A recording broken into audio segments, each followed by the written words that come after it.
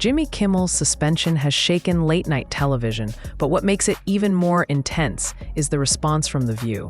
Whoopi Goldberg kicked off the discussion by making it absolutely clear that silence was never an option. Y'all really think we weren't going to talk about Jimmy Kimmel?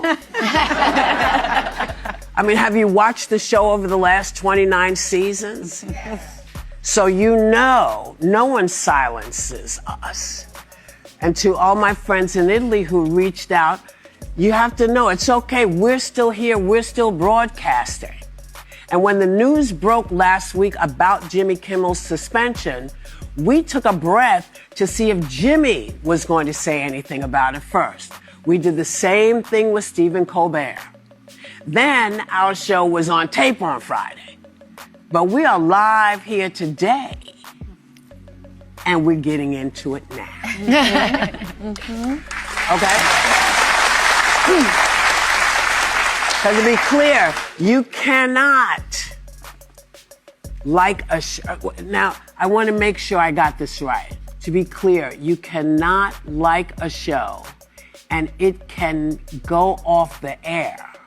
Someone can say something they shouldn't and get taken off the air, but the government cannot apply pressure to force someone to be silenced.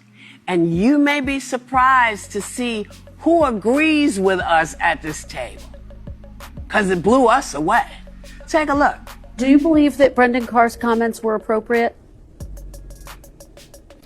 Absolutely inappropriate. The government's got no business in it, and the FCC was wrong to weigh in, and I'll fight any attempt by the government to get involved with speech. I will fight. We are quickly turning into a banana republic. The President of the United States is now employing the full power of the federal government, the FCC, the Department of Justice, in order to punish, lock up, take down off the air all of his political enemies. I think what Brendan Carr has done at the FCC is illegal and unconstitutional. He says, we can do this the easy way, or we can do this the hard way.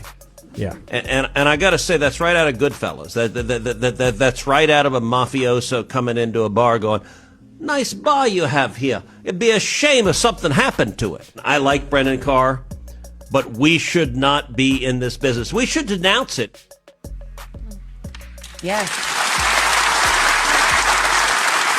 So you understood what all that was. He was doing a lot of voices and stuff, but it might have gotten lost. But basically, both sides and the middle of the aisle are saying, you don't do this. Right. This is not how we work. But you know who still doesn't have a clear message about all of this?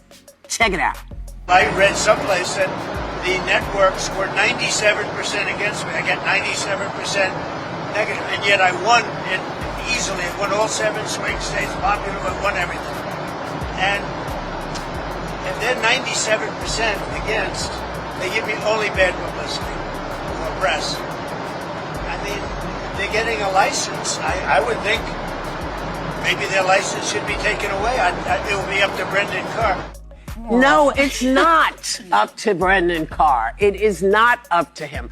I don't understand how you are the man in charge of the nation and you still don't understand how the First Amendment works. We talk about freedom of speech a lot because we are always in somebody's mess because somebody's decided that we have said something that's offensive.